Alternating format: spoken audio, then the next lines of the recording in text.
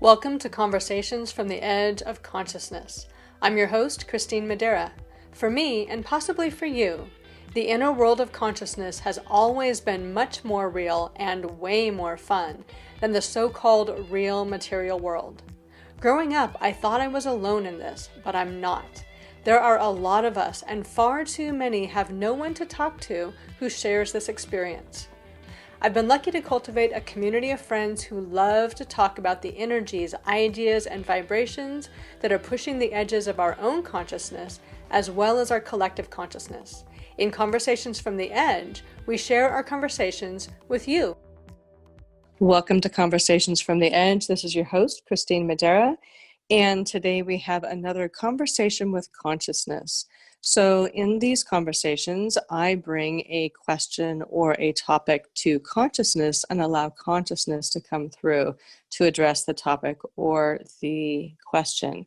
So I take questions from listeners, and the topics and questions I bring are ones that help today's modern mystics to live that deeper experience, that the truth of themselves in this very frenzied modern world that we have. And so if you have a question that you would like me to bring, you can find all the information to submit a question or topic on the conversationsfromtheedge.net webpage. So today's question did come from a listener, and the question is, I hear all the time that I should live from my inner truth, but I'm not actually sure what that means. Can you clarify this? So that's what we're going to do today. Inner truth. There's a lot of different ideas about inner truth, and the issue around all the ideas about inner truth is that they are primarily ideas and that they are not primarily truth. So what this means is, imagine your physical world around you, and there are things that are true about that physical world. You are sitting in a chair, you're driving in a car, you have a house around you, or an office or a room of some sort. And these are true in the sense that you experience these. You can touch them, you can feel them, you can interact with them as physical manifestations. And in that way, they are a kind of truth, even though at the deeper level of quantum physics, they are still mostly space. And so it is truth, but it is, an experiential truth. There's another level of truth that we tend to think of more as truth. And this truth is the sense of the conceptual reality that human beings live in. So this conceptual reality functions in the same way that truth, the truth of your physical world, functions, but this is the truth of ideas, the physical or the solidity of ideas as they come to rule you and your life. So you may not have, or the idea of something like justice is not as solid as your house, but you interact with your idea of justice as if it were true in the same way that you interact with your house as if it were true. Now, one that is even more of a conceptual truth that feels even more real than kind of a fuzzy concept of justice is something like money. Money is simply a concept, a belief system, something that you believe is true. You interact with it as if it were true. You judge yourself and value yourself against it as if it were true. You order your entire life to receive that money and spend that money in ways that help to support your physical well-being as if that money were true. But it is simply an idea that our collective belief system of humanity has made true. And we interact with that truth outside of ourselves as something that is objective truth, and we are subjective to that truth. So most of people's ideas of truth, including their own truth, are ideas that they have made true, they have made real, and they interact with those ideas, and they're always judging and valuing themselves based on an idea of a truth that they have. Now, oftentimes these truths, because they are ideas, and they are ideas that are applied differently in different parts of your life and in different ways, they conflict with one another. So you might have one truth the truth that you know what it is that you are supposed to do to be a functioning and good human being. And you have another truth that you value freedom and the freedom to be who and what you choose to be, even if it conflicts with this idea of who you should be as a good human being. And so when these kind of truths are in conflict, it creates this inner conflict, and our experience of the moment is that inner conflict. But the thing to remember is that both of these ideas, or both of these truths, are simply ideas of truth. They are not actually truth. And they are not actually your truth. They are your ideas about what is true.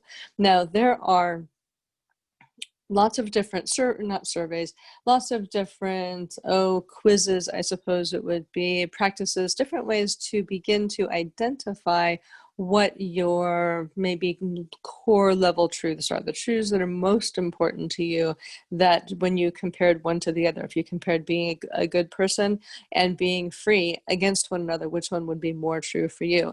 Now, there's nothing wrong with these, there's nothing bad about these, but they are not actually bringing you into what is true about you, what your true inner truth is, because your true inner truth is not an idea. It is not a judgment. It is not something that you can put outside of yourself and look at it and admire it and you compare yourself against it. It is not something that you even hold inside of yourself as something true, that you judge yourself as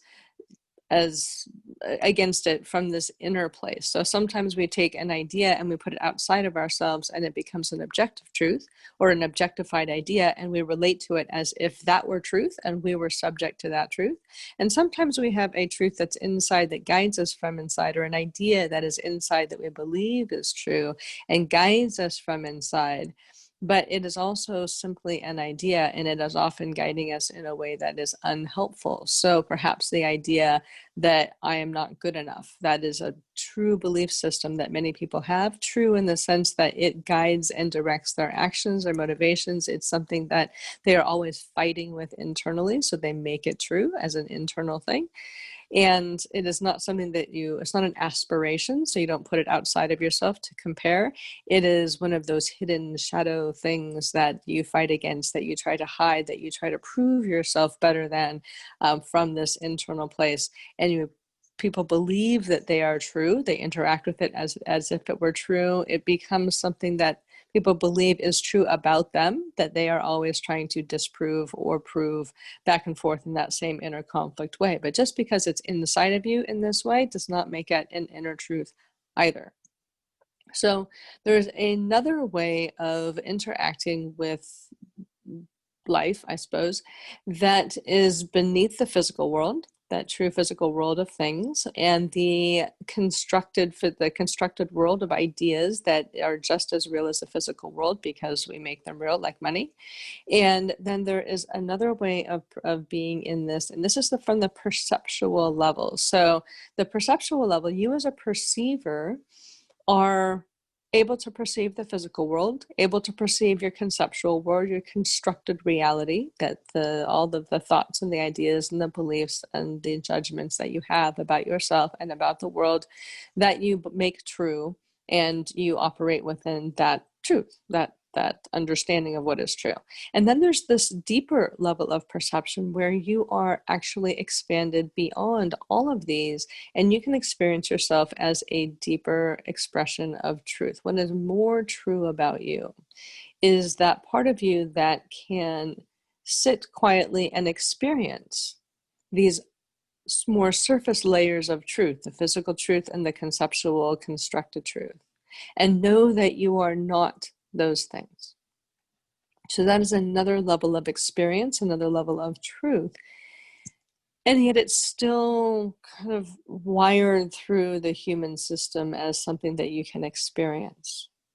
And so when you come into this level of perception, things become not about ideas anymore. There are no ideas in this place. There are energies, there are awarenesses, an awareness is different than an idea. An idea is kind of its own thing that you make real. An idea is is something, it can be like money, it can be a concept like freedom or justice. It's an idea that you have a lot of opinions about, you have other ideas about, you compare it to things, you have some constructions around that. And awareness is a deeper level of truth that opens up beneath you, opens up within you, and allows you to have a perspective or awareness outside of the realm of ideas or thoughts. It's an energy kind of expansion that begins to soften old energies like thoughts and ideas. They are all these own kinds of energies. And it begins to soften those and expand those so that you have a larger sense of a bigger truth that is larger than the idea or perception or constructed idea that you had. So this also is another layer of truth, but it is not actually what I'm going to call today your true inner truth. So if you go even deeper than that level of perception, you can imagine yourself in the field of all that is, the source field, you can call it whatever you like, but it's the field of all that is, where consciousness and perhaps quantum physics, quantum material interact. So that place where consciousness informs the very beginnings of form, so the wave functions of form. And imagining in that the wholeness of all that is. So perhaps there's multiple universes, perhaps there is, multiple dimensions. All of those things are fun to think about, but they're not really what we need to focus on today. So imagine the whole of all that is available in this web, in this field, and that you are one small piece of this. You are one small fractal fragment expression of this whole. And as an expression of this whole, you have your own unique signature, your own unique collection or perspective within this whole that is unique to you. And it is not unique to your brain or your mind. It is not your unique constructions of how you've come to conceive or perceive your physical world and your mental and emotional and energetic world. It is not that level of awareness. It is beneath that. It's that level of the wholeness of you rising from that field of consciousness.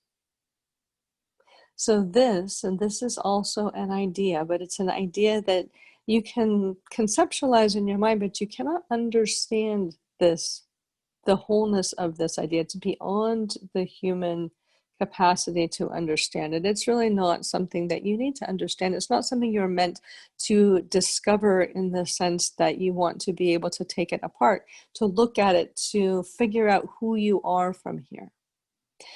When you are operating from this level of truth, it is outside of the conceptual possibility of who you are. It is really in that place of allowing that truth of you, that maybe you can think of it or conceptualize it as your natural vibrational truth, the natural vibration of you. So that constellation of waves and vibrations that rise as you from consciousness. You might think of it as a soul or as a higher self or whatever it is that works for you, but that signature that is you, that lies far beneath personality, ideas, conceptions, and even the perceptual self.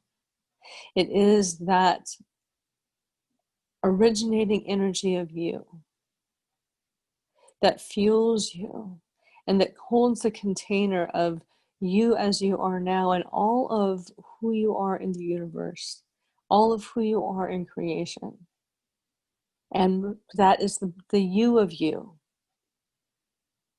as you move through your life and as you exist in space-time and as you exist in the timeless, as you exist in the spaceless, as you are in the largest truth of all that is, the timeless, spaceless isness, and the part of you that is that. So this inner truth, this truth of you is not something that is able to be discovered through your thought process, through your conceptual process. It is actually something to be experienced in the unfolding moments of each moment of life, unfolding moments as you move through your life. And you have a choice here. This is how you begin to discover your truth, is that you have a choice about interacting with life, living life from these more surface levels of truth, about these ideas of truth that you have, and interacting with these ideas, about the ideas that you have about concepts like money, like work, like family, like your physical body, and interacting with that and trying to find better and better ways of interacting with that. And there's nothing wrong with that. But you can also then begin to drop below that, and you move through those levels of perception, because perception is something like that. The perception and awareness are these bridges between that deep core experience of the truth of you and how you experience that in your daily life. But as you begin to release your hold and your clinging to and your aversion to all of the ideas that order your conceptual life, and you simply move through life connected as best you can from this deep vibrational truth of you. And remember, this is not the vibrational truth of ideas. This is your core vibration within the wholeness of all that is. As you begin to allow that to fuel your life, to direct you from that inner place, to create your experience for you and in partnership with you, you discover who you are by how that unfolds within you and your life. So this doesn't mean that that you have no preference, that you can't, that what you think that you desire for your life completely conflicts with who this vibration is at this deep level. Because in the most ideal state, the way that you have developed yourself over the years, and especially the way that you've understood yourself as a child, and that you've allowed those energies to flow through you, that your natural passions, your natural interests, your natural curiosity is really a reflection of that deeper truth of you coming through to express itself through you. Now, when you shut those things down, when you say, well, I can't do those things, I need to be this very serious person over here and have this very serious career and do these very serious things because I need to make money so that I can have a big house and a nice retirement. Like, then you begin to move away from that, and you begin to move more and more into those conceptual truths of who you believe you should be and interacting with those. But the more that you stay tapped in and tuned into your natural curiosity that's flowing through you, and your natural sense of passion, the things that deeply fuel you, not from your nervous system, not from your ideas, but beneath that, like this internal fuel that rises up within you. It interacts and flows through the things that you are good at, the things that you enjoy doing, the things that are part of your physical world. So for example, if science fuels you, and the new discoveries and figuring out how things work and that kind of thing really fuels you. You've enjoyed that since you were a child. The way that you would experience that in this 21st century as perhaps an engineer or a scientist or a medical researcher would be different and very particular to this time and this space than it would be if you were in, say, the 16th or the 17th centuries and there was a different level of technological understanding, and that came through and fueled you to discover and flow through those particular kinds of understandings. So what it is when this truth of you rises up and flows through your interests and what's available to you in this time, in this place, in this moment, and also through the skills and the technologies perhaps that you have for you. So for example, had this been coming through Perhaps 200 years ago, maybe this would be something that would be an automatic writing exercise because pen and paper were available, but Zoom as a recording device isn't, and podcasts were not available, but perhaps you could stand on the street corner and scream, as people have done for millennia.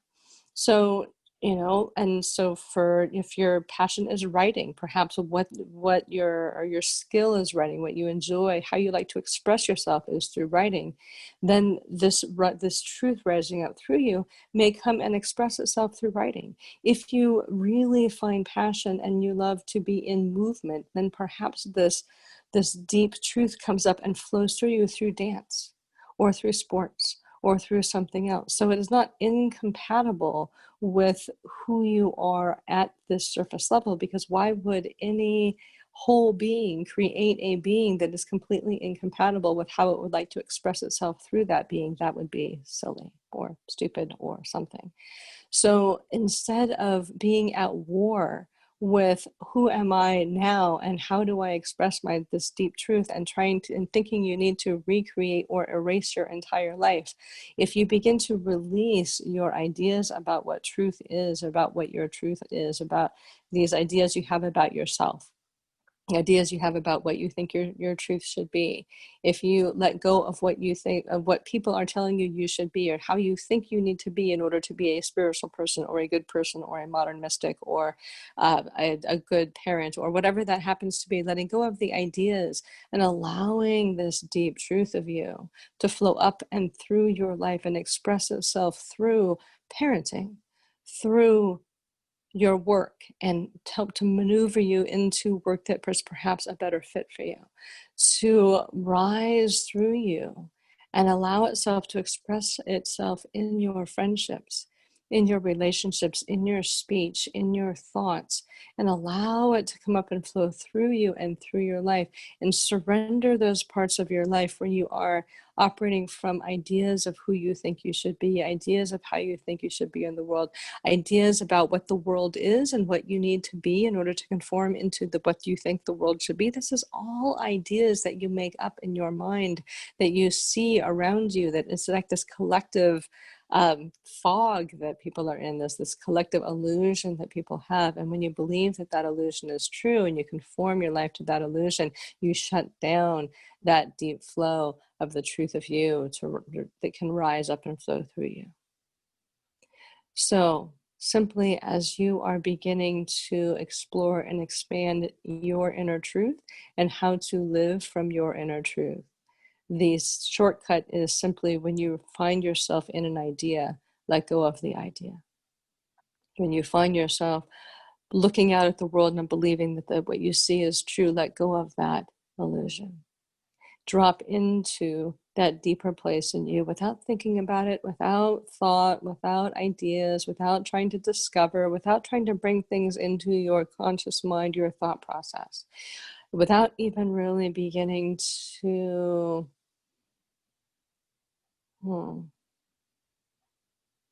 manufacture emotional states.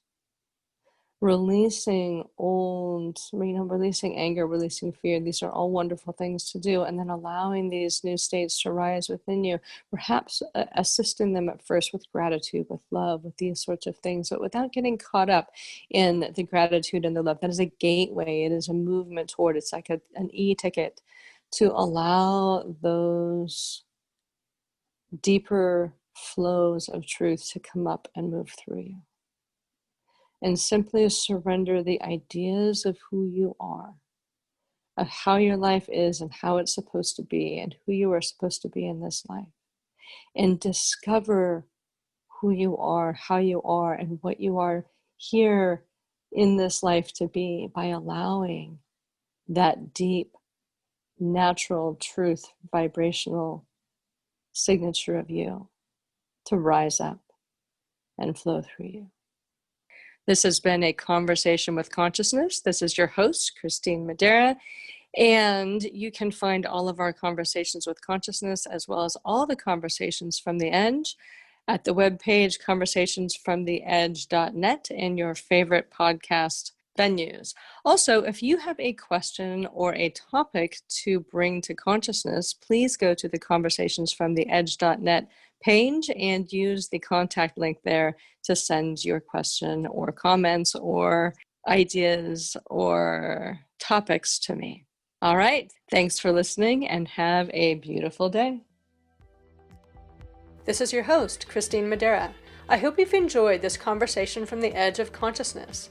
You can find all our conversations at conversationsfromtheedge.net. You'll also find links to schedule a private conversation with me or any of my friends, as well as tools to help you expand your own consciousness and explore what's possible for you outside the boundaries of your current perceptions. Feel free to use this podcast to start your own conversation by sharing it with friends, on social media, in your blog, or even in your own podcast. And as always, live the adventure of pushing your own edge. It's the most amazing adventure there is.